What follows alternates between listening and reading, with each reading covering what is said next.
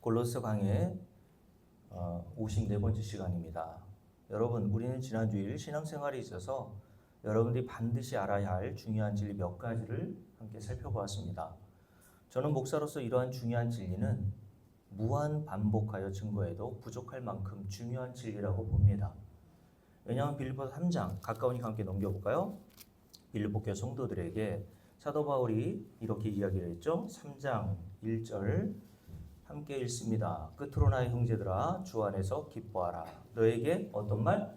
같은 말을 쓰는 것이 내게는 수고로움이 없고 너희에게는 어떻다고요? 안전하니라. 골로새 2장에서 빌립보서 이렇게 넘겨오는데 이렇게 시간이 걸려요? 바로 뒤에 있는데. 그러니까 사도 바울이 이미 빌립보 교회 성도들에게 복음을 전했는데 또다시 빌립보서라고 하는 서신을 통해서 반복하고 있다는 것을 우리에게 가르쳐 주는 것이죠. 그러니 복음이라는 것은 한 번 듣고 이젠 다 알았어 이렇게 지나가는 말씀이 아닙니다. 여러분, 저와 여러분의 영생, 구원, 하나님 나라에 들어감과 들어가지 못함이 여기에 달려있기 때문에 여러분들은 매주마다 교회에 나올 때마다 이런 복음을 듣는 일에 힘써야 된다고 말씀을 드렸죠. 자, 첫 번째, 지난주에 배웠던 중요한 진리 첫 번째는 뭐였냐면 26절 말씀을 통하여서 우리가 배웠던 것과 같이 복음의 비밀인 한 죄인을 구원하시기 위하여 마련된 예수 그리스도와 십자가의 사건은 어느 날 갑자기 하나님께서 급조하신 것이 아니라 만세와 만대로부터, 이것이 창세 전, 이 세상이 만들어지기 전, 인류 역사가 시작되기 전, 아담과 하와가 선악과를 먹기 전 영원한 때를 말한다고 이야기를 드렸습니다. 이 영원한 때에 이미 하나님께서 계획하시고 작정하여 두셨던 사건이라고 말씀을 드렸어요. 두 번째는 이렇게 하나님께서 만세와 만대로부터 계획하시고 작정하여 두신 모든 일을 하나님의 아들이신 예수 그리스도께서 육신을 입고 세상에 오셔서 십자가를 지시고 죽으심으로 조금도 빈틈이 없이 완벽하고 완전하게 다 이루셨다라고 말씀드렸죠. 그래서 우리 주님께서 십자가에 죽으실 때에 마지막으로 하셨던 그 유명한 말씀이 뭡니까? 요한복음 19장 30절 말씀인데 다 이루었다라고 말씀하셨다고 이야기를 드렸죠. 그리고 세 번째 진리는 하나님께서 이렇게 만세와 만대로부터 감추어져 있었던 이 복음의 진리, 비밀을 누구에게 나타내셨다고 말씀하셨습니까? 그의 성도들에게 나타내셨다라고 말씀하고 있죠. 이 말씀이 이미 우리가 읽었던 골로새 1장 26절에 기록되어 있죠. 26절 함께 읽습니다. 이 비밀은 만세와 만대로부터 감추어졌던 것인데 누구에게? 이제는 그의 성도들에게 나타났다라고 이렇게 이야기를 한단 말이죠. 사도 바울은 에베소 1장 9절에서 함께 읽어봅니다. 바로 앞장에 있으니까 에베소 1장 9절도 함께 읽어봅니다. 이렇게 이야기를 했습니다. 자, 1장 9절 함께 읽습니다. 그 뜻의 비밀을 우리에게 알리셨다라고 되어 있어요. 나타내셨다, 알리셨다, 다 수동태로 되어 있습니다. 왜 사도 바울은 의도적으로 나타냈다, 알리셨다라고 하는 수동태의 단어를 사용하여서 복음의 비밀을 우리가 알게 되었다라고 말하는 것일까요? 그것은 하나님께서 만세와 만대로부터 감추어 주셨던 복음의 비밀이라는 것은 인간이 알고 싶다고 알 수 있는 것도 아니고 노력하고 열심히 연구한다고 알 수 있는 것도 아니라 하나님께서 알려주셔야만 알 수 있는 것이기 때문이라고 말씀드렸죠. 그래서 사도 바울은 의도적으로 수동태 형식으로 나타내셨다, 알리셨다라고 말씀하고 있다는 겁니다. 따라서 어떤 한 사람, 저와 여러분이 성경이 담고 있는 이러한 복음의 진리, 비밀을 알고 예수를 믿게 되어 구원에 이르게 되었다면 그것은 여러분과 제가 남들보다 실력이 좋거나 머리가 탁월해서 그 이유가 아니라 하나님께서 만세와 만대전부터, 즉 영원전부터 저와 여러분을 구원하시기로 택하시고 예정하시고 작정하여 두신 결과 때문입니다. 맞아요? 그래서 사도 바울은 우리가 읽었던 이 부분을 다시 한번 읽어볼게요. 8절 에베소 1장 8절 함께 읽습니다. 이는 그가 모든 지혜의 총명을 우리에게 넘치게 하사. 여기서 그는 누구겠습니까? 하나님이시란 말이에요. 성부 하나님께서 자기가 계획하셨던 그 복음의 비밀을 성령, 지혜와 계시의 영은 성령이니까 성령을 저와 여러분에게 넘치게 하여 주셔서 뭐 하시게 하시려고요? 8절 그 뜻의 비밀을 우리에게 알리셨다는 겁니다. 예수 그리스도와 그 십자가에서 행하신 일, 그리고 어떤 자가 구원받을지를 이미 창세전에 마련하여 주셨고 그 비밀을 성도들에게 알리시기 위해서 지혜와 계시의 영인 성령을 우리에게 주셨단 말이에요. 그래서 함께 8절 다시 읽습니다. 그 뜻의 비밀을 우리에게 알리신 것이요 그의 기뻐하심을 따라 그리스도 안에서 9절입니다. 때가 찬 경륜을 위하여 예정하신 것이니. 항상 때가 등장해요. 하나님이 정하신 때가 있단 말입니다. 그래서 갈라디아서 4장에서도 보면 예수 그리스도께서 이 땅에 오셔서 십자가를 지신 것에 대해서 뭐라고 표현했냐면 때가 참해라고 이렇게 얘기했어요. 그때는 누가 정하는 겁니까? 하나님이 정하시는 거죠. 저와 여러분이 예수 믿는 때도 저와 여러분이 정하는 것 같죠. 그렇지 않아요? 그래서 많은 교회 밖에 있는 사람들은 내가 마음만 먹으면 언제든지 예수 믿고 교회로 나올 수 있어. 웃기는 소리 하고 있는 겁니다. 그죠?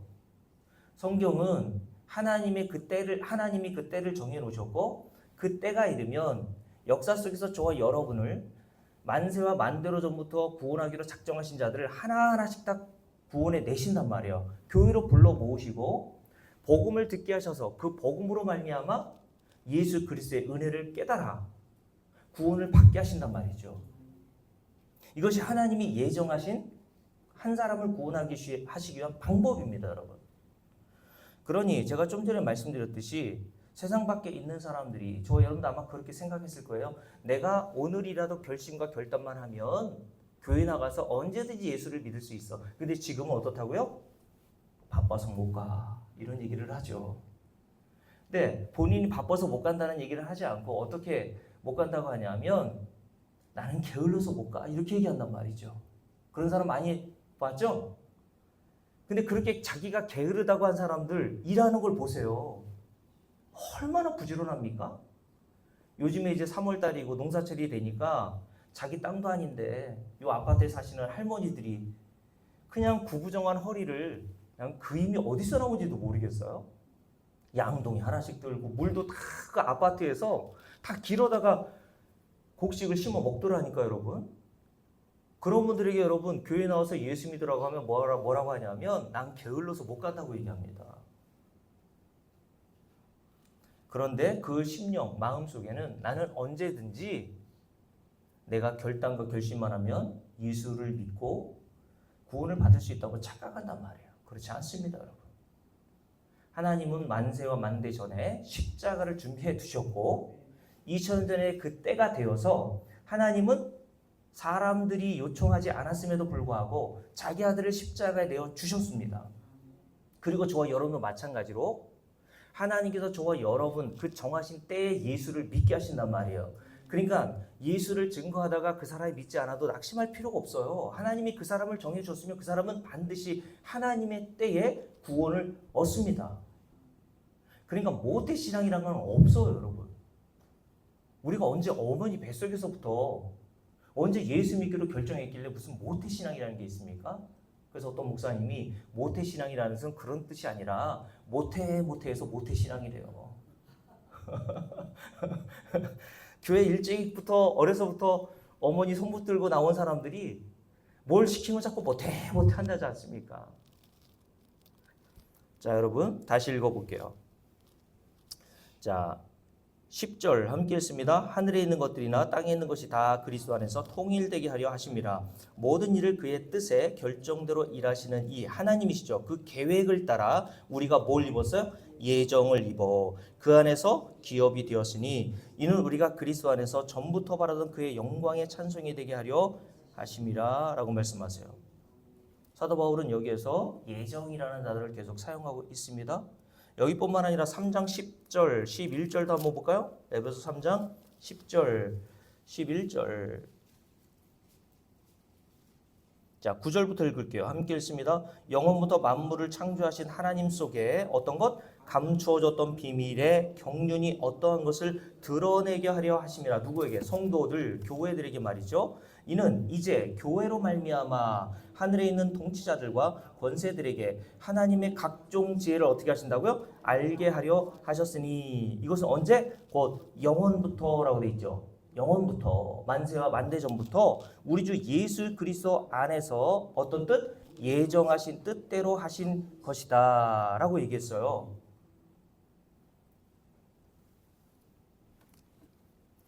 사도 바울은 이 짧은 몇 구절에서 구원을 설명하면서 4번이나 예정, 헬라어로 프로올리조라고 하는 단어를 썼습니다. 프로올리조라고 하는 단어의 뜻은 프로라고 올리조라고 하는 두 단어가 합성되어 만들어진 단어거든요. 이 프로라고 하는 뜻은 미리라고 하는 뜻이에요. 미리. 하나님께서 저와 여러분을 구원하기로 미리 작정하여 두셨다는 거예요. 따라서 하나님은 만세와 만대로부터 우리를 구원하실 예수 그리스도와 십자가의 사건만 정해놓으신 것이 아니라 어떤 자에게 복음의 비밀을 나타내시고 알리셔서 구원하실지에 대해서도 정해 놓으셨단 말이 되겠죠. 이렇게 하나님께서 만대로부터 택하시고 정해 놓으신 자들을 성도들이라고 하는 겁니다. 그래서 성도들만 하나님의 복음의 비밀을 깨닫게 되는 거예요. 자, 그렇다면 여러분, 성경에서 하나님은 자신이 이렇게 만세와 만대전에 약속하여 두신 것이라면 거짓이 없으시고 반드시 그 약속하신 것을 신실하게 지켜내신 하나님이시라고 성경이 증언하고 있지 않습니까? 그 성경의 말씀이 사실이요 진리라면 이처럼 만세와 만대로부터 어떤 한 사람, 저와 여러분을 구원하기로 계획하시고 작정하여 두신 일이 이 역사 속에서 과연 어떻게 되겠습니까? 한치의 오차도 없이 반드시 성취되겠죠? 그래서 그 하나님을 전능하시다고 하는 거예요. 제가 여러 번 말씀드렸잖아요. 성경에서 말씀하시는 전능하신 하나님이라고 하는 뜻은 저와 여러분의 소원을 이루시기 위해서 전능하신 나라고 하는 뜻이 아니라고 말씀을 드리면서 성경에서 말씀하시는 전능하신 하나님이라고 하는 뜻은 만세와 만대로 전부터 하나님께서 계획하시고 작정하신 그 모든 약속을, 언약을 이루시는 데에 전능하시다라고 해서 전능하신 하나님이라고 말씀을 한다고 얘기했잖아요. 하나님은 자기가 뜻하시고 계획하신 것을 번복하십니까? 너 그럴 줄 몰랐네. 여러분, 그런 하나님 믿으면 안 됩니다. 여러분, 나는 네가 믿을 줄 알았지. 손주 권사님께 하나님께서 만세와 만대전에 택하셨다가 손주 권사님이 결국 예수를 안 믿고 지옥으로 떨어졌어요. 그래서 하나님이 손주 권사님에게 하는 말씀이, 야, 나는 네가 그럴 줄 몰랐다 라고 말하실 수 있냐는 거예요. 그런 하나님은 전지하신 분이 아니시겠죠. 하나님은 역사 속에서 저와 여러분이 어떻게 살 것도 다 아십니까? 모르십니까? 아신단 말이에요. 그래서 시편 139편에 보면 하나님에 대해서 뭐라고 했냐면 하나님은 우리의 모든 생각들을 멀리서도 이미 알고 계시고 우리의 과거, 현재, 미래, 앞으로 어떤 일을 행할지도 다 이미 알고 계시는 분이라고 말씀하셨단 말이에요. 그러니 저와 여러분이 어떤 자가 될지를 이미 아시고서도 만세와 만대 전부터 저와 여러분을 구원하기로 작정하셨다면 그 일은 역사 속에서 일어납니까? 안 일어납니까? 일어난단 말이에요. 우리의 행위와는 관계없이 우리가 어떤 자로 어떻게 살던 관계없이 하나님의 만세와 만대 전부터 계획과 작정하심과 언약은 반드시 이루어집니다. 믿습니까? 그럼 또 이렇게 얘기하는 사람이 있죠. 그러면 마음대로 살아도 된다는 말인가? 성도는 그렇게 못 산다니까 여러분. 그렇게 살라고 해도. 자, 그래서 이사야서 54장을 볼까요? 하나님께서 이러한 진리를 모형으로 보여주시기 위해서 이스라엘 백성들을 동원하여 사용하시면서 이사야 선지자를 통해서 이렇게 말씀하신 것입니다. 이사야서 54장입니다. 이사야서 54장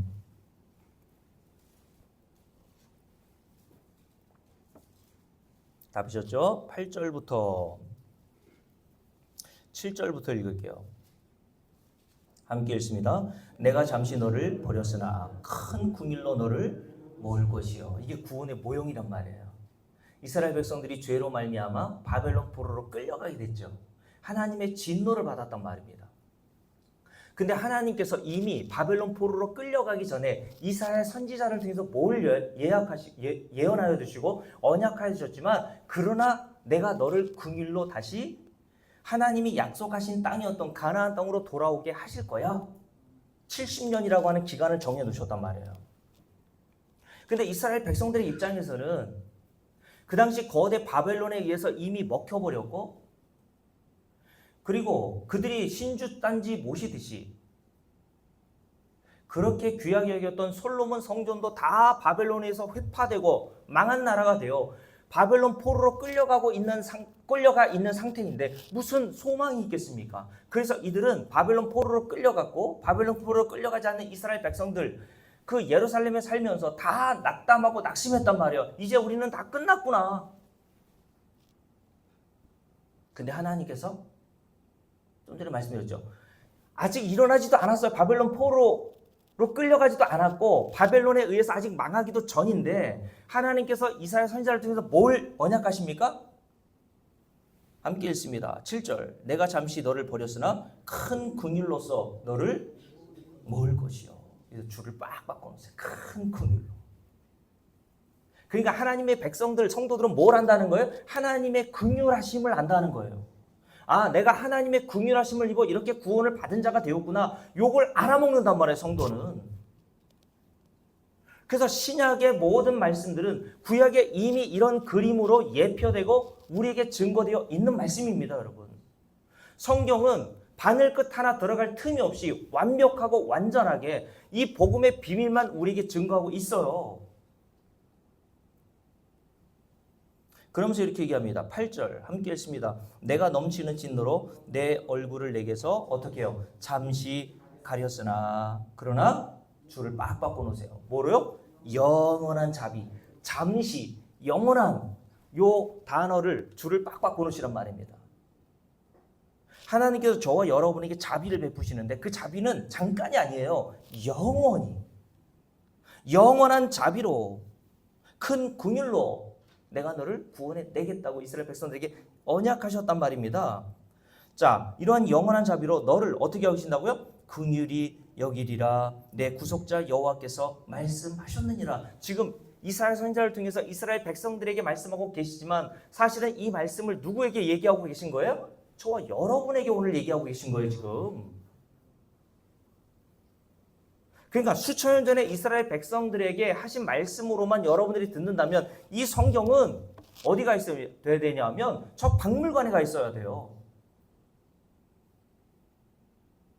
자, 9절 함께 읽습니다. 이는 내게 노아의 홍수와 같도다. 이 영원한 언약은 노아의 홍수 때 일어난 사건과 같대요. 함께 읽습니다. 내가 다시는 노아의 홍수로 땅 위에 범람하지 못하게 하리라. 맹세한 것 같이 내가 내게 노하지 아니하며 너를 어떻게 하지 않는다고요? 책망하지 아니하기로 어떻게 하셨대요? 맹세하셨다. 언제 같이요? 노아의 때와 같이 하나님이 노아의 때 물로 심판하시고 난 다음에 다시는 내가 물로 심판하지 않겠다고 맹세하시면서 한 가지 사인을 보내주셨죠. 뭡니까? 무지개 언약이잖아요. 그죠? 근데 그 무지개가 지금도 뜹니까? 안 뜹니까? 뜬단 말입니다.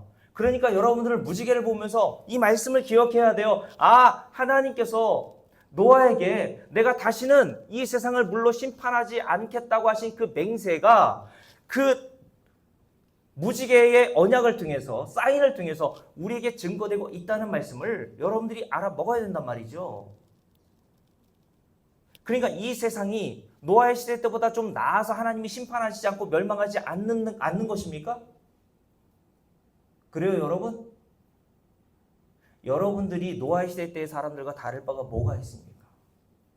노아의 시대 때의 사람들의 특징을 뭐라고 했냐면 그 사람들은 시집가고 장가가고 이 세상의 경제적인 삶을 여유를 누리기 위해서 그냥 눈에 보이는 것을 세상의 전부인 것처럼 알고 살았단 말이에요. 지금 이 시대가 바로 그런 시대 아닙니까? 교회도 바로 그런 시대가 되어버렸죠. 제가 그래서 자주 말씀드렸잖아요. 오죽하면 교회 안에서 지금 예배당 안에서 어떤 일이 일어납니까? 재정부흥회라든가 뭐 이런 일들이 일어난단 말입니다. 옛날에 휴암 스님인가요? 그분이 책을 쓰셨는데 불교계의 야당이시죠, 야당. 그분이 쓴 책에 보면요, 그런 내용이 나와 있어요. 이 복에 환장한 불교인들아,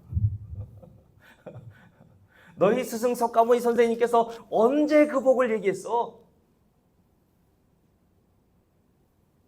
근데 부교도들뿐만 아니라 오늘날 기독교인들은요, 교회 나와서 더 복에 환장했단 말입니다, 여러분. 속된 말로.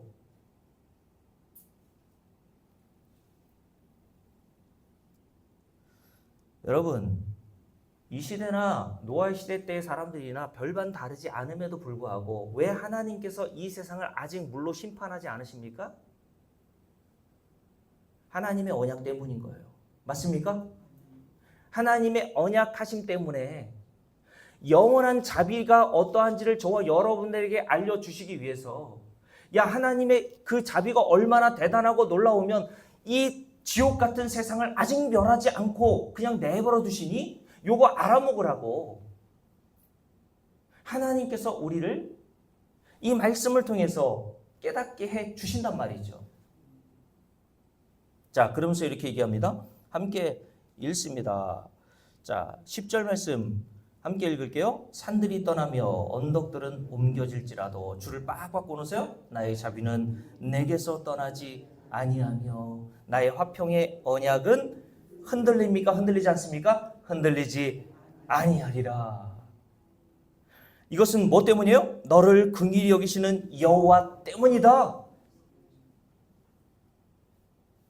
라고 얘기하신 거예요. 하나님의 언약을 뭐로 비유했냐면 산들이 떠나가며 언덕들이 옮겨지는 것과 비교했습니다. 여러분, 이 성경 이사야서 선지자가 이사야서를 쓸 때의 시간 개념으로 보면 무슨 개발이 있어요. 그죠? 요즘에는 산들도 옮겨지고 언덕들도 순식간에 옮겨지지 않습니까? 그죠? 개발을 통해서. 제가 처음 공주에 왔을 때 얼마 지나지 않은 게 아니죠. 처음 공주에 왔을 때만 해도 여기 아파트, 교회 앞에 있는 아파트들이 다 뭐였어요? 산 논바지였습니다, 여러분. 우리 강정도 장로님이 예전에 있었던 얘기를 하시던데, 그때 땅을 사고 집을 샀어야 되는데, 그죠? 그거 알면은 저한테 알려주셔야 되는데. 여러분, 근데 이사야 선지자가 이 글을 쓸 때는요, 내가 태어날 때 있었던 뒤에 있었던 산은요 그대로 있었습니다. 그죠? 개발이라는 것은 없었으니까. 그러나 간혹가다 지진이라든가 어떤 재해를 통해서 산이 무너져서 사라지기도 했겠죠.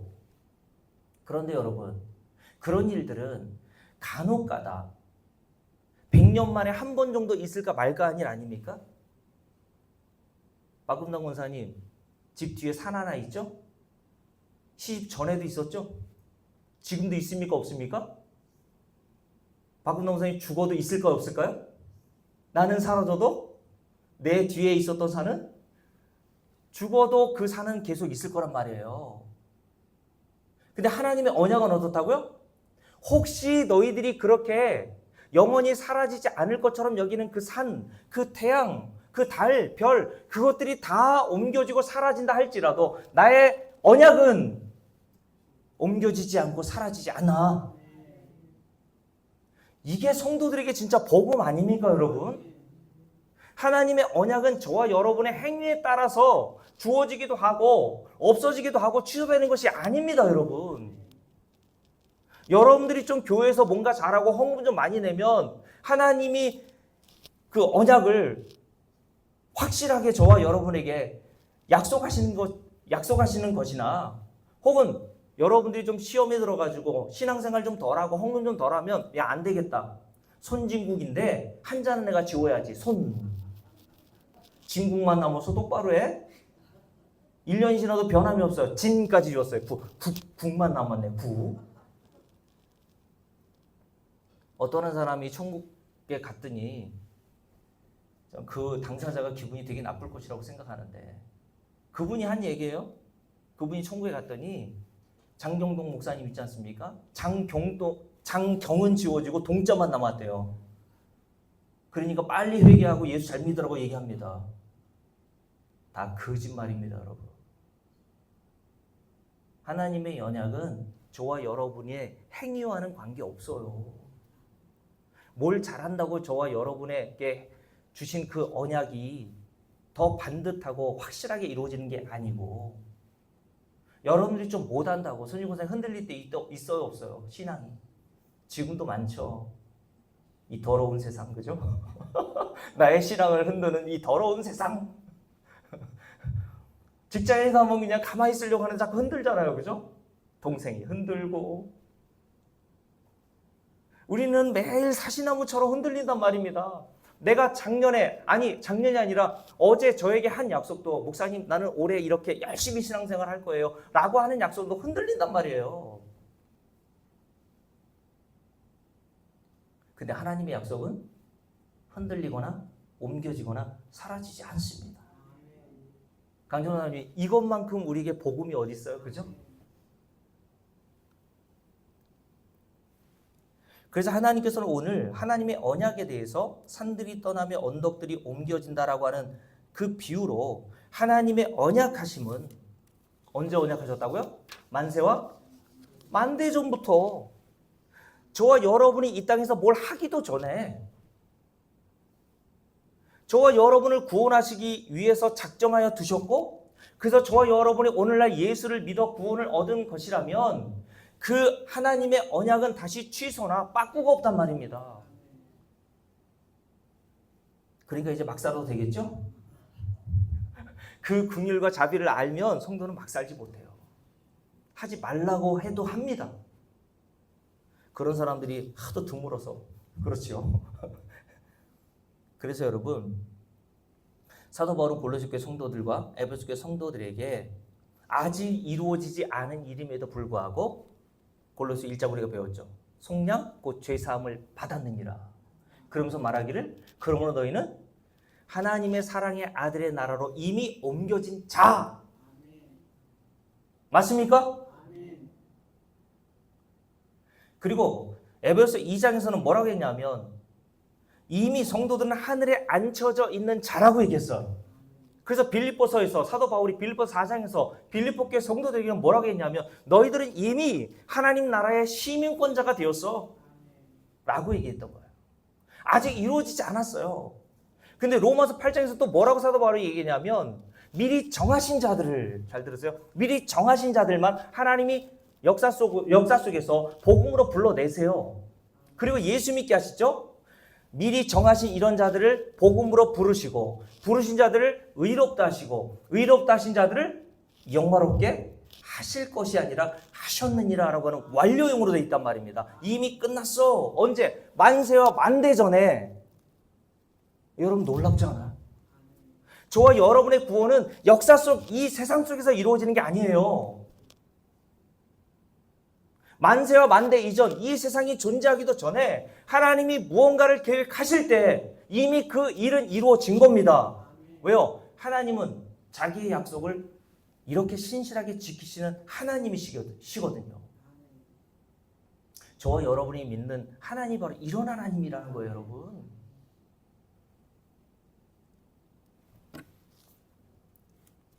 그래서 여러분, 우리가 좀 전에 찬송가 405장 불렀지 않습니까? 405장. 주의 보좌로, 3절 이렇게 됐죠. 주의 보좌로 나아갈 때 기뻐 찬미소리 외치고, 겁과 두려움 없어지리니 영원하신 팔 안기세. 주의 팔에, 그 크신 팔에 안기세. 주의 팔에, 영원하신 팔에 안기세. 1절에 이렇게 됐죠. 주의 친절한 팔에 우리가 안기세. 우리 마음이 항상 평안하리니. 여러분, 이 복음을 아는 자들이 어떻게 평안하지 않을 수가 있겠어요? 그래서 골로새 1장을 볼까요? 골로새 1장에 보면 사도 바울이 이렇게 얘기했죠. 골로새 1장 한번 보십시오.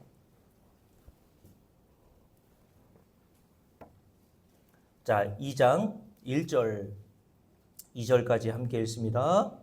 내가 너희와 라오디게아에 있는 자들과 물론 내 육신의 얼굴을 보지 못한 자들을 위하여 얼마나 힘쓰는지를 너희가 알기를 원하노니. 뭘 알기를 원한다? 뭘 하고 무엇을 위해서 힘쓴다는 겁니까? 요 복음의 비밀을 너희들이 알게 하기 위해서 내가 이 서신, 골로새라고 하는 서신을 쓰도록 내가 힘쓰고 있어 라고 얘기하는 거예요.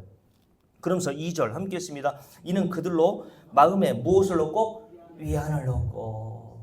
여러분, 복음을 알면 마음에 위안을 얻는다니까 여러분. 다른 성경 번역 보면 마음의 평안과 용기를 얻고 이렇게 표현되어 있습니다. 제가 여러분들이 돌아가실 때에 구원의 확신을 어떻게 줄 수 있습니까? 목사는 못 줘요. 하나님의 진리의 말씀이 여러분의 마음을 평안하게 인도하시는 겁니다, 여러분. 그래서 사도행전 20장에 보면 사도 바울이 에베소 교회 장로들과 헤어질 때 뭐라고 했냐면 내가 너희들과 헤어지지만 영원히 만나지 못해요. 결국 헤어지지만 사도 바울이 장로들이 뭐라고 얘기했습니까? 그러나 내가 전한 그 복음의 진리의 말씀이 너희를 든든히 세울 것이다. 제자교회 이건철 목사가 없어도 돼요. 제가 증거한 복음이 여러분들 마음에 심겨져 있으면 됩니다, 여러분. 하나님께서는 복음의 진리를 우리에게 깨닫게 하셔서 이런 마음의 위로와 평화를 주기를 원하신단 말이에요. 자, 이제 세 번째 진리에 대해서 말씀드릴게요. 그렇다면 하나님께서 이 세상의 모든 자들 가운데 어떤 죄인들을 택하시고 이렇게 구원하시기로 예정하여 주신 것이라면 그 기준이 무엇이냐는 겁니다. 여러분 뭐라고 생각합니까? 지금까지 여러분들이 복음의 말씀을 들었다면 논리 정연하게 저처럼 쭉 나열해서 이야기는 못하시겠지만 어느 정도 답은 나와 있는 거 아니겠습니까? 어떤 사람들은 하나님의 예지라고 얘기합니다. 여러분 하나님의 예지라는 것은 전능하시고 전지하신 하나님께서 자신이 창조한 어떤 한 인간이 이 땅에서 무엇을 선택하여 어떻게 살아갈지를 미리 내다보시고 그리고 그래서 그를 구원하실지 마실지를 선택하여 두셨다는 원리입니다. 이런 걸 주장하는 사람들이 있어요. 예지. 이러한 주장은 표현만 다를 뿐이지 결국 타락한 인간이 만들어 놓은 모든 종교 안에 다 들어있는 사상이에요. 사도 바울은 그 기준에 대하여 디도서 2장에서 이렇게 얘기합니다. 디도서 한번 볼까요? 디도서 한번 보십시오. 디도서 2장입니다. 자, 디도서 2장. 여러분들 성경을 직접 찾아서 눈으로 확인하는 게 매우 중요하다고 말씀드렸어요. 그냥 목사가 얘기하니까 그랬겠거니 이렇게 생각하면 안 돼요. 자, 2장 3절부터 7절 말씀까지입니다. 다 피셨죠? 잠깐만요. 3장이네요. 3장. 디도서 3장입니다.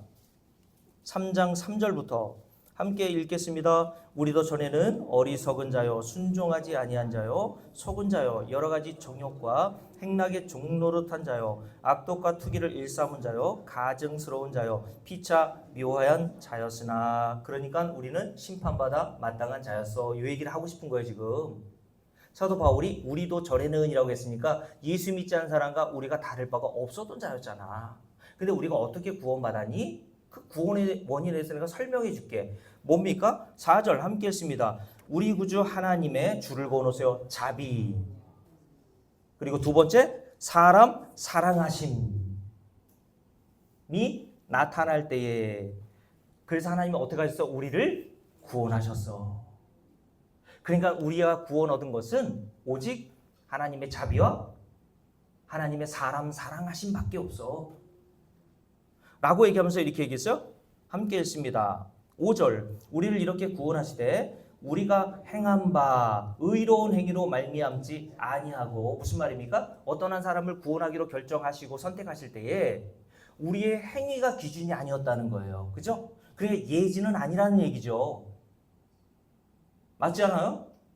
예지는 우리가 이 세상에서 어떻게 행할지를 하나님이 미리 아시고 선택하셨다는 거니까.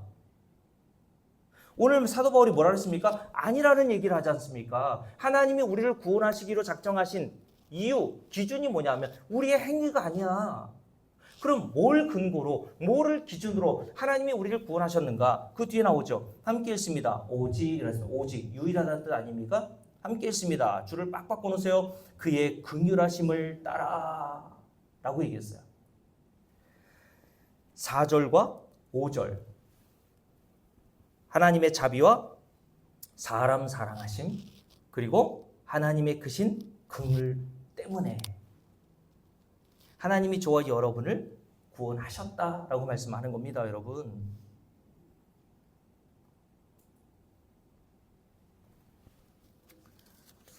따라서 하나님께서 어떤 한 사람을 구원하시기로 택하시고 예정하여 두신 기준은 인간의 행위, 즉 얼마나 그가 착한 일을 많이 했느냐가 아닙니다. 우리가 좀 전에 읽었고 확인한 바에 따르면 하나님의 자비와 사람 사랑하심과 긍휼하심 때문이라고 배웠죠. 이 진리를 누구를 보면 정확하게 잘할 수 있나요? 저 여러분이에요. 그렇지 않아요, 여러분? 만약 하나님께서 인간의 행위로 구원의 판단 기준으로 삼으셨다면 과연 저와 여러분과 같은 사람들이 구원을 받을 수 있었을까요? 그걸 알라고 하나님이 세상에 잠깐 보내주신 거예요, 저와 여러분을.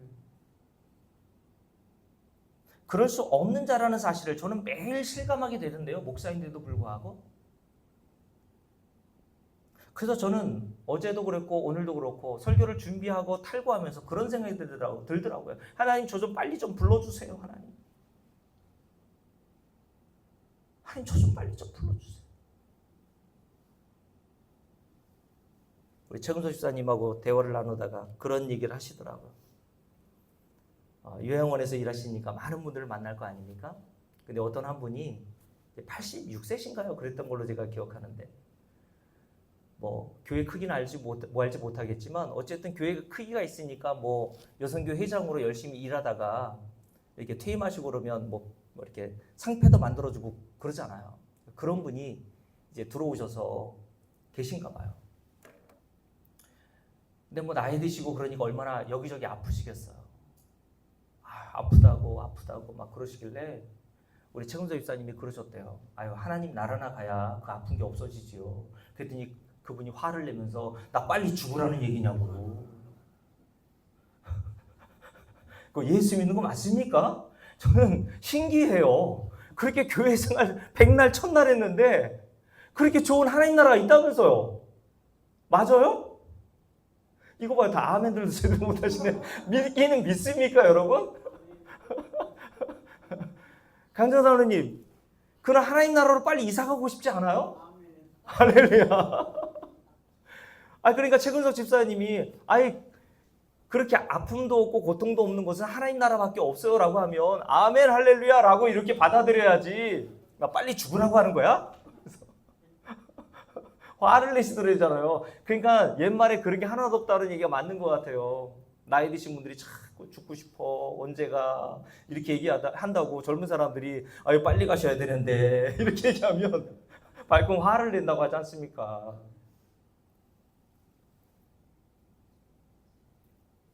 여러분, 저는 날마다 이 세상을 사는 동안 제 안에서 나오는 그 탐욕과 탐심과 욕망과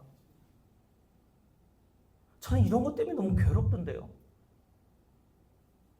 그래서 하나님 이 부활할 몸 영화롭게 하셨다고 했잖아요. 하나님이 창세 전에 만세와 만대 전에 나에게 그 언약하신 그 죄가 조금도 침범하지 못하고 오직 예수 그리스도 한 분만을 신랑으로 삼고 살아갈 수 있는 그날을 내게 속해 주십시오, 하나님.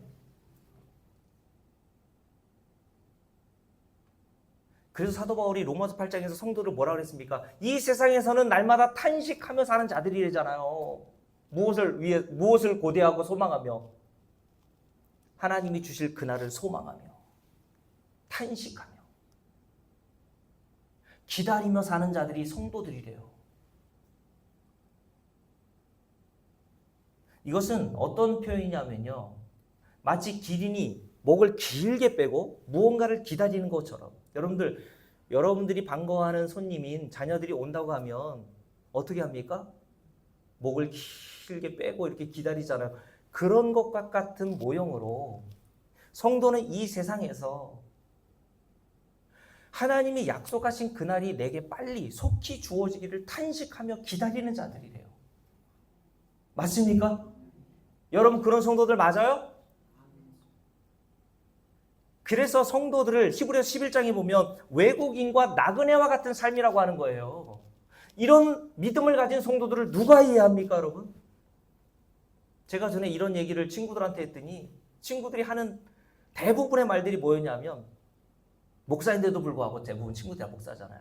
야, 왜 그런 생각을 해? 네 자식은 어떡하고 네 자식은 아직 어리잖아. 그때 뭐 초등학교, 중학교 요 정도밖에 안 돼. 네 자식은 어떡하라고? 아버지 돌아가면 아버지 없는 새끼 그런 자식들로 만들 거야. 저는 제 아내한테 가끔 그런 얘기 하거든요. 하나님이 나를 인도하신 것처럼 내가 죽어도 하나님의 약속은 이루어져. 그러면서 제가 이렇게 또 한 가지 이야기를 합니다. 죽으면 뭘 알아요, 뭐? 압니까, 여러분? 죽으면? 여러분 자식들이 어떻게 사는지 알아요? 그런데 얼마나 믿음이 없으면 그냥 부모들이 예수 믿는다고 하면서도 그냥 악착같이 벌어놓은 그 재산을 그냥 자식에게 주지 못해서 그냥 성도들한테 돈 한 푼 쓰면서 그러고 사는 게 믿음입니까, 여러분? 그러니 여러분들 그런 믿음 없음이 여러분들이 발견될 때마다 여러분들은 탄식이 나와야 되는 거예요. 하나님 이런 죄인을 어떡합니까 도대체? 나를 빨리 좀 풀어주세요.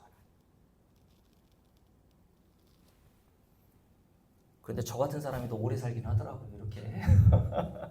여러분 사도 바울이 그래서 디모데서 1장에서 이렇게 얘기했습니다. 함께 읽습니다. 디모데서 1장 하고 볼게요. 바로 앞에 있죠. 사도 바울이 디모데 영적인 아들에게 쓴 편지인 디모데서 1장. 이 디모데전서는 사도 바울이 노년에 이르러서 성화의 절정기에 이르렀을 때 쓴 서신입니다, 여러분.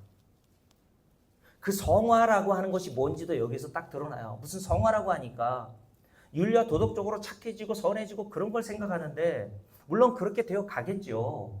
그러나 성경에서 말하는 성화는 바로 이겁니다, 여러분. 함께 읽어봅니다. 자, 12절부터 함께 쭉 읽습니다. 나를 능하게 하신 그리스도 예수 우리 주께서 내가 우리 주께 감사함은 나를 충성되이 여겨 내게 직분을 맡기셨으니 내가 전에는 어떤 자였습니까? 비방자요, 박해자요, 폭행자였으나 뭐 누구를 폭행하고 누구를 비방했습니까? 복음 예수 그리스도를. 골로새 1장에서 모든 인간은 복음에 대하여 이런 반응이 나온다 그랬어요. 하나님의 원수. 마음으로 하나님을 적의를 갖고 적대감을 가지고 있는 원수와 같이 이 세상에서 사람은 산단 말이에요. 하나님 없어. 그렇게 복음을 박해하고 예수 그리스도를 핍박했던 사도 바울이 이렇게 얘기하죠. 함께 읽습니다. 13절 도리어 뭐를 얻었어요? 긍휼을 입은 것은. 계속 사도 바울이 서신서마다 뭘 증거합니까? 긍휼, 하나님의 자비. 내가 이렇게 구원받은 유일한 이유는 하나님께로부터 내가 긍휼을 입었기 때문이야. 나는 지옥 가도 싼 인간인데 하나님의 긍휼이 얼마나 크면 나 같은 인간까지 구원하시겠니? 그 얘기를 하고 싶은 거예요, 지금. 그러면서 이렇게 얘기합니다. 도리어 이렇게 내가 긍휼을 입은 것은 내가 믿지 아니할 때 알지 못하고 행하였음이니라. 우리 주의 이런 은혜가, 나를 긍휼히 여기시는 그 은혜를 얘기하는 거예요. 우리 주의 그 은혜가 그리스도 예수 안에 있는 믿음과 사랑과 함께 어떻다고요? 넘치도록 풍성하였도다. 요걸 아는 걸 신앙생활이라 했잖아요. 그러면서 이렇게 얘기합니다. 15절 믿보다 모든 사람들이 받을 만한 이 말이요 그리스도 예수께서 누구를? 죄인을 구원하시려고 이 세상에 임하셨다 하였도다. 근데 내가 뭐래요? 난 죄인 중에 귀수야. 이런 자들에게만 복음이 진짜 복음으로 증거되는 거예요. 그래서 16절 함께 읽습니다. 또 이렇게 얘기하죠. 그러나 내가 긍휼을 입은 까닭은 긍휼을 입었다. 계속 얘기해요. 뭐 때문입니까? 다른 사람보다 좀 덜 죄를 지어서가 아니라 예수 그리스도께서 내게 먼저 어떻게 하셔서 일체 오래 참으심을 보이사 후에 저와 여러분들 얘기하는 거예요. 주를 믿어 영생을 얻는 자들. 그러니까 영생은 뭐 하면 얻어요? 주를 믿어야 얻는 거예요. 맞아요? 뭘 해서 영생을 얻는 게 아니에요. 주를 믿어 영생을 얻는 자들. 요거 성도들이라는 얘기죠. 여러분 요 대목들을 다 제가 설명해 드리려면 시간이 한도 끝도 없어요. 요런 대목들에 여러분 주목하시란 말입니다. 영생을 얻는 자는 반드시 예수를 믿게 되어 있겠죠. 자, 이렇게 주를 믿어 영생을 얻는 저와 여러분들에게 뭐가 되게 하려고? 본이 되게 하려 하심이라. 본 뭡니까? 너도 마찬가지야, 이런 뜻입니다. 사도 바울이 저와 여러분이 뭘 얘기하는 거예요? 너도 나처럼 하나님의 궁이 없었으면 구원 얻을 수 없었어. 그걸 보여주시기 위해서 나를 택하셔서 하나님이 긍휼로 구원해 주신 거야.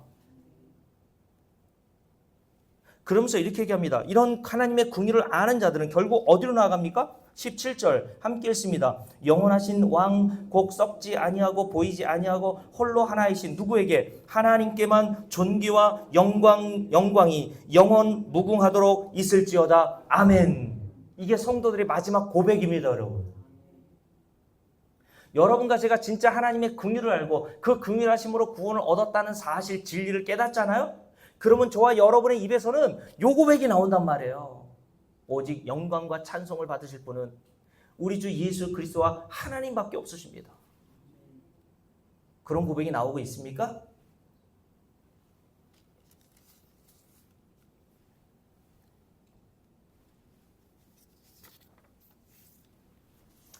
그러니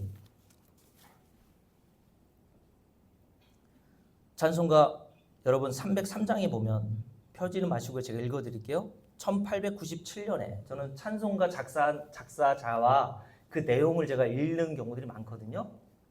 왜냐하면 요즘 복음성가는 복음성가라고 부를 수 없을 정도의 노래들이 너무 많아요. 옛날 우리가 부르는 이 찬송가, 이 찬송가에 담겨있는 찬송들은요, 정말 성령이 임해서 하나님의 이런 긍휼하심과 은혜를 깨달은 자들이 지었구나라고 하는 그것을 알 수 있는 찬송가들이 너무 많거든요. 그러니까 찬송은 구닥다리고 복음성가는 신세대의 노래고 이렇게 따지시면 안 돼요. 요즘 복음성가들 예를 들어서 여러분 이런 복음성가도 있더라고. 후렴부분에 교회 부흥인가요? 부흥은 나로부터 시작된대요. 나로부터 시작되리. 이 찬송 많이 들어봤죠? 어떻게 우리로부터 부흥이 시작됩니까, 여러분? 인간이 뭔데? 인간이 그렇게 대단해요? 이 세상은 인본주의로 가득한 세상이기 때문에요. 인간을 이렇게 높여줘야 사람들이 좋아합니다. 근데 복음은 인간을 확 낮춰버리거든요. 넌 죄인 중에 괴수. 그런 죄인 중에 괴수에게 부어지는 하나님의 긍휼과 자비만을 높인단 말이에요, 여러분. 그래서 복음은 하나님을 높이고요. 다른 복음은 사람을 높입니다. 여러분 찬송가 303장 가사에 보면 일본 성결교단 목사님이 1897년에 작사한 가사인데요. 이렇게 기록되어 있더라고요. 날 위하여 십자가의 중한 고통받으사 대신 죽은 주 예수의 사랑하신 은혜요. 보배로운 피를 흘려 영영 죽을 죄에서 구속함을 받은 우리 어찌 찬양 안 할까? 어찌 감사, 어찌 예배 안 할까?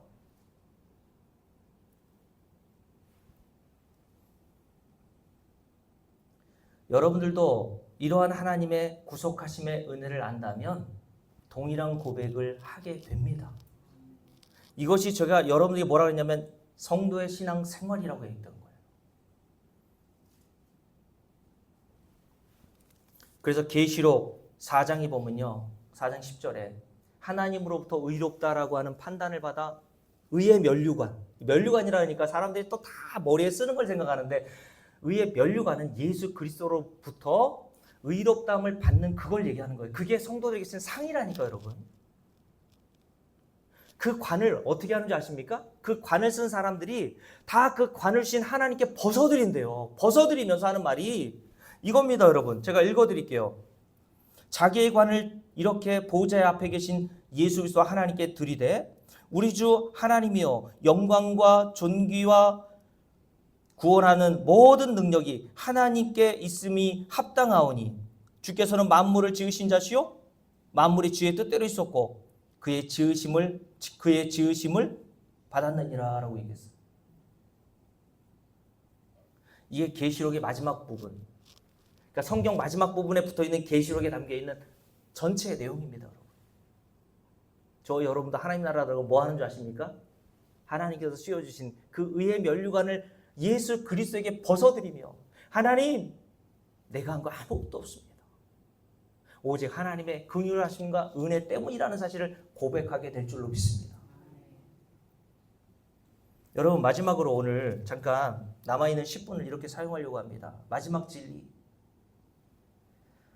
이 진리를 증거하기 전에 여러분들에게 제가 전에 읽었었던 존 메가던 목사님이 쓰신 그리스도만으로 충분한 기독교라는 책에서 읽었던 내용을 소개해 드리도록 하겠습니다. 그 책의 내용에 보면 이런 이야기가 적혀 있었습니다. 어느 가난한 사람이 평생토록 선박여행, 크루즈 여행이라고 보통 얘기하죠. 가고 싶어 했습니다. 젊었을 때 그는 어느 호화로운 유람선 광고를 보았고 그 이후로 큰 대양 유람선 위에서 신선한 바다 공기도 마시고 호화스러운 환경에서 휴식하며 한 주를 보내는 꿈을 꾸었습니다. 그는 몇 년 동안 한 푼 두 푼 세며 돈을 저축했고 종종 가진 돈을 조금이라도 더 늘리기 위해서 개인적인 필요까지 희생했습니다. 그리고 마침내 그는 유람선표를 사기에 충분한 돈을 모았습니다. 그래서 여행사에 가서 유람선 광고 전단을 살펴보고 특별히 매력적인 유람선 하나를 골라 그토록 오랫동안 저축해온 모든 돈으로 그 유람선의 표를 샀습니다. 그는 어린 시절의 꿈을 이제 막 실현하게 된 것이 믿기지 않을 만큼 기뻤습니다. 그런데 그 사람은 광고 전단에 나온 멋진 음식은 사 먹을 형편이 못 된다는 사실을 알고 한 주 동안 먹을 음식인 빵과 땅콩 버터를 싸가기로 계획했습니다. 그것이 그가 준비할 수 있는 전부였습니다.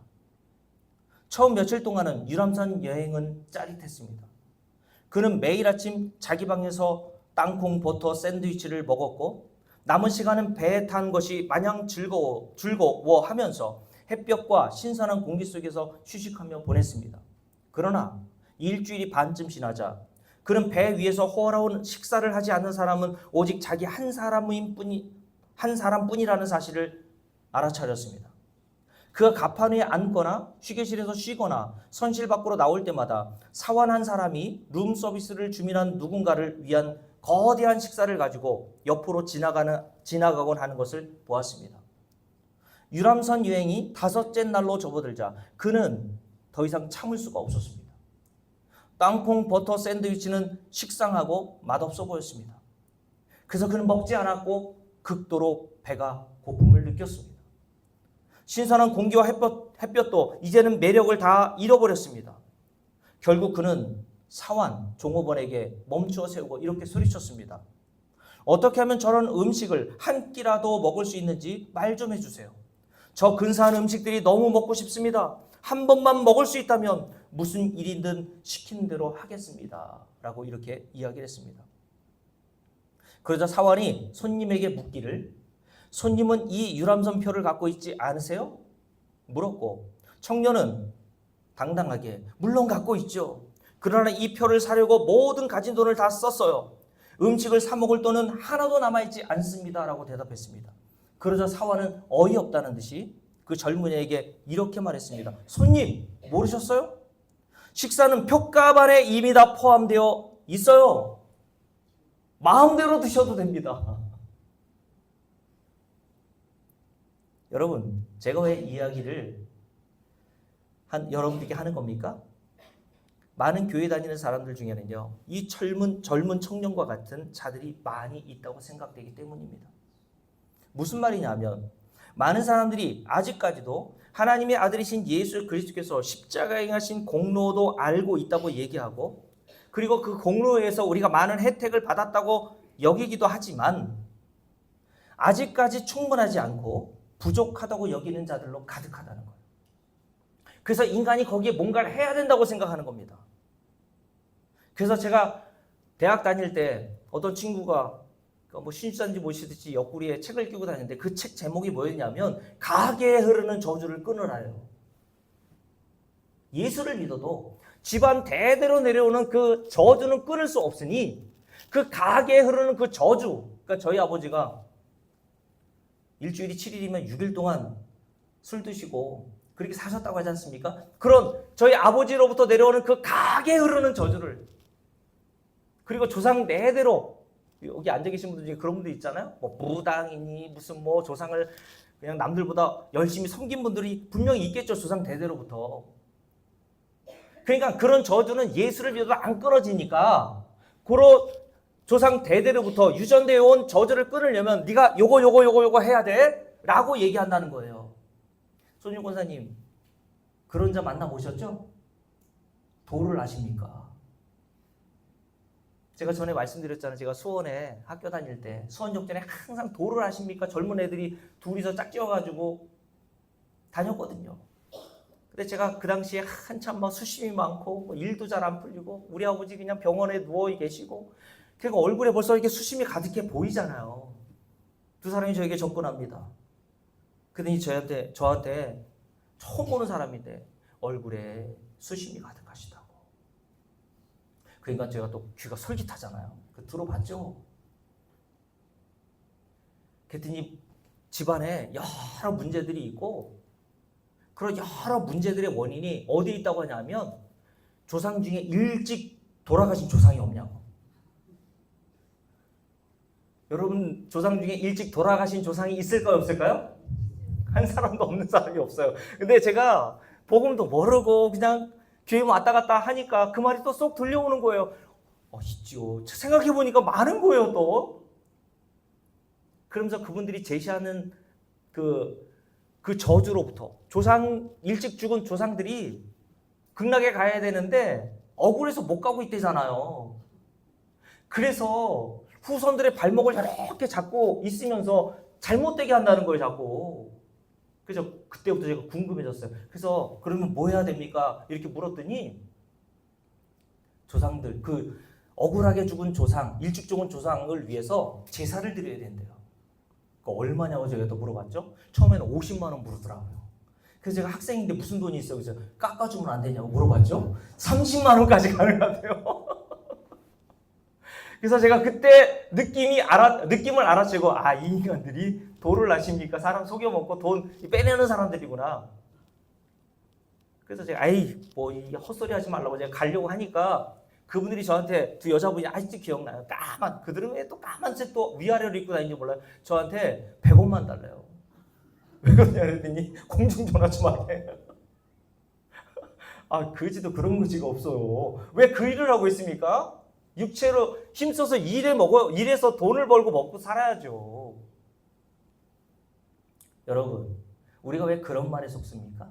가게에 흐르는 저주를 끊어라. 저는 그럼 뭐예요, 그럼? 여러분 조상들 중에 그런 조상이 없는 사람이 있습니까? 옛날 제가 어렸을 때만 해도 시골에 사는 분들 중에 그런 사람 숱했습니다. 저희 아버지처럼 사는 사람들. 그렇죠? 그래서 저희 아버지 그 나이 때 60대 초반에 돌아가신 분들이 숱했어요. 시골에. 간경화 막 이런 걸로. 담배 뭐 하루에 두 갑씩 피셨잖아요. 저희 아버지도. 그것도 방 안에서 빡빡 그냥. 그러니 간 폐가 뭐 나만 합니까? 여러분, 유람선에 있었던 이 젊은 청년과 같이 우리는 예수 그리스도로 말미암아 하나님이 만세와 만대 전부터 계획하셨던 모든 하늘에서 간 신령한 복을 다 받은 자들이 된 겁니다. 여러분. 믿습니까? 더 받을 것도 없고요. 여러분들이 뭘 더 노력한다고 하나님이 주실 것도 없어요. 왜요? 하나님은 저와 여러분에게 이미 주시기로, 그 모든 것들을 주시기로 작정하셨는데 우리가 일한 대가에 의해서 그것을 받고 말고 한다면 다른 종교와 다를 바가 없는 거예요. 그러니 속지 마시란 말입니다. 하나님 나라가 무슨 12단계가 있다느니 3단계가 있다느니 그런 말에 속지 말란 말이에요. 하나님 나라는 그런 등급이 없어요. 차별이 없습니다. 왜요? 모든 인간은 하나님의 긍휼로 구원받았기 때문에 차별이나 차등이 없어요. 그래서 사도 바울이 뭐라고 얘기했습니까? 함께 읽어볼게요. 골로새서 3장을 보십시오. 다 읽어보려면 시간이 너무 없으니까요. 한 권만 찾아볼게요. 골로새서 3장을 보세요. 골로새 교회 성도들에게 그래서 이 말을 한 겁니다. 골로새 3장 보십시오.